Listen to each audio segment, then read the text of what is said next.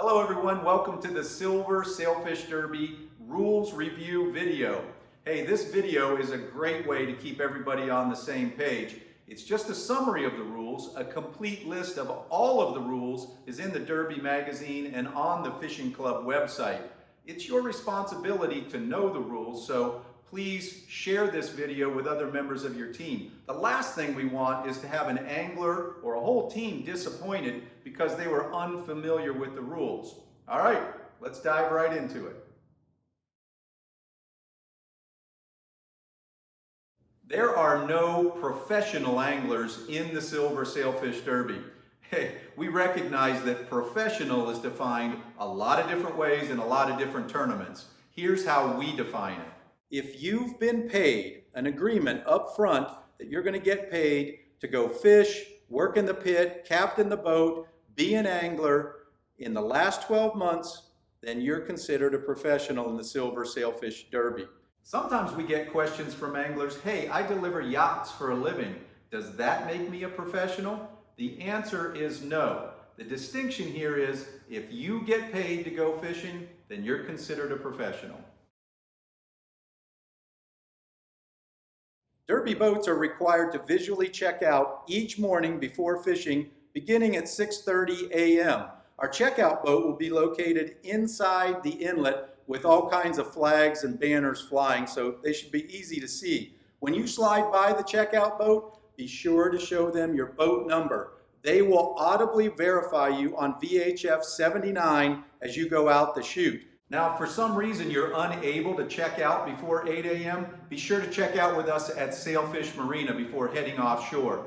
Fishing times are 8 a.m. to 4 p.m. each day, and you must return to Sailfish Marina by 5:30 p.m. each day to turn in your score sheets and SD cards. The official VHF channel of the Silver Sailfish Derby is 79.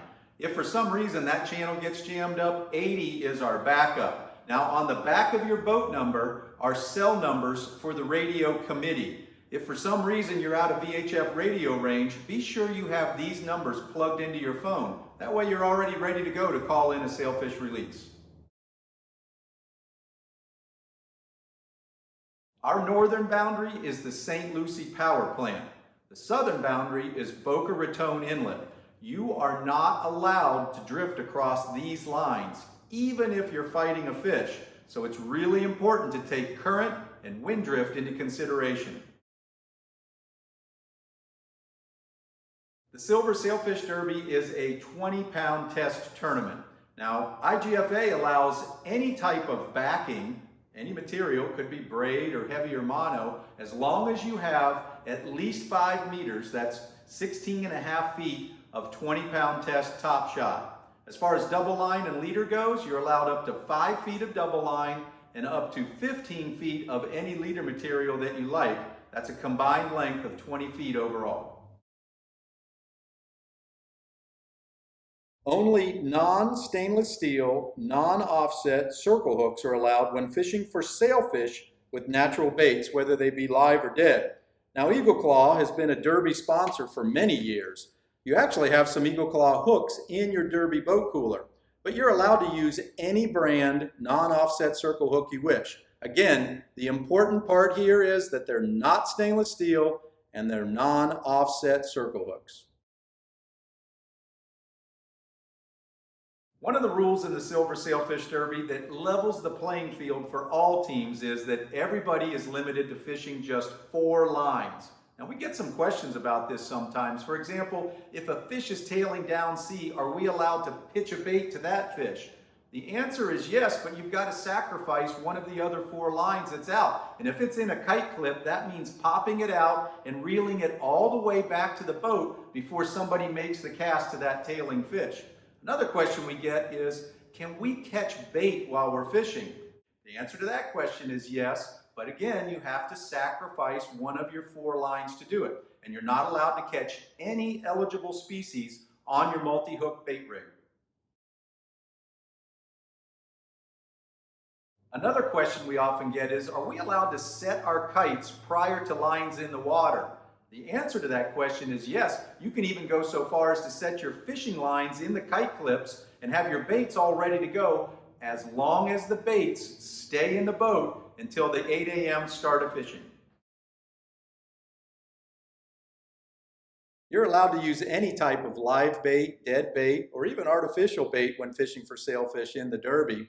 There is no score distinction between fish caught on these different baits. Also, we do not allow live bait or dead bait chumming in the Derby. In fact, we take it so far that we ask you to retain even your spent baits on board until the end of the fishing day. That way, other boats don't see you tossing used baits overboard and think that you're chumming.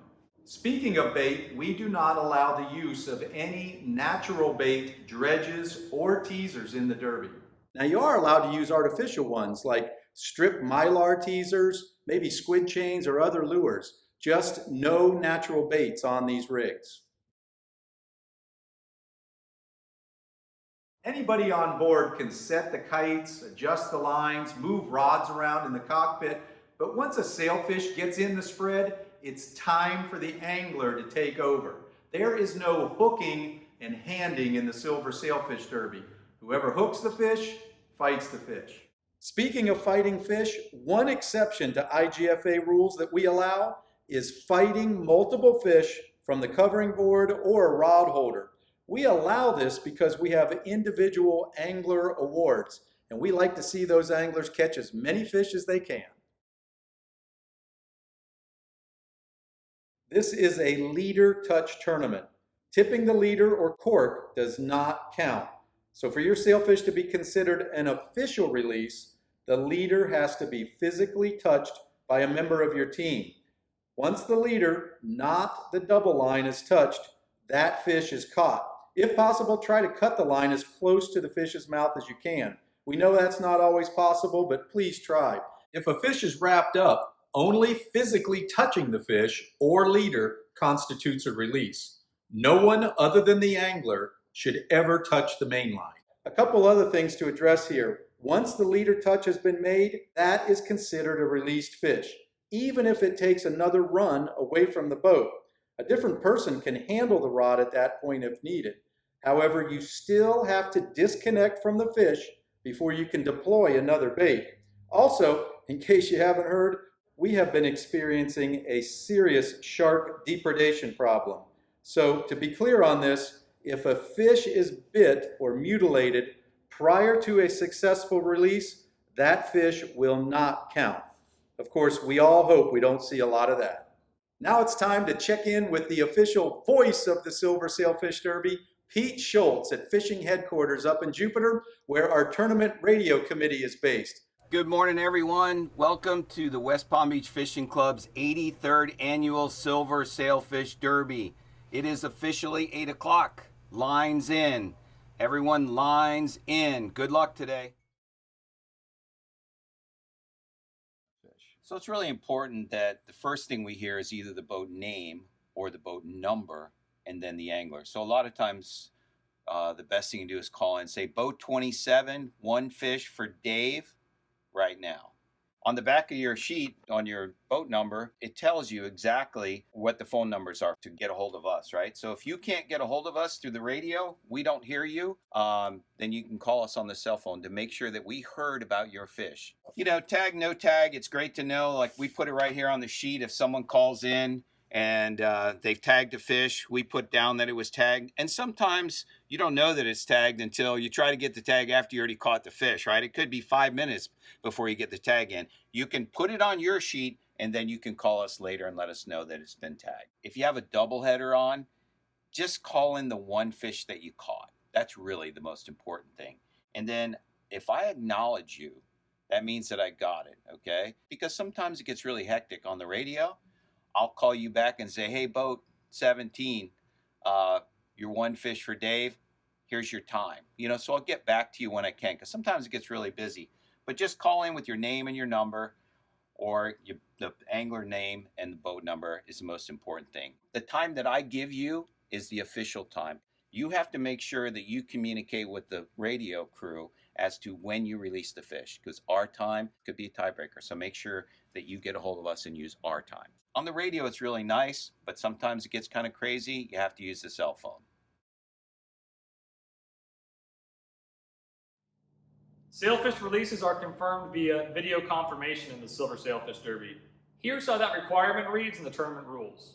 All Sailfish releases must be verified in a continuous video footage sequence, from the time video evidence confirms identification of the sailfish until the leader is touched and then cut at the time of release. This continuous video must clearly identify the fish, as well as the touching of the leader by a crew member. If a break in footage should occur, the team must reestablish video evidence of the fish, again with a continuous video sequence, up to the leader cut and leader separation. Upon separating the fish from the leader, the proper release card must be displayed on video to mark the completion of the catch. Each team will be issued 2 release cards, one for day 1 and another for day 2. Each team is responsible for providing their own camera and the appropriate media to record footage.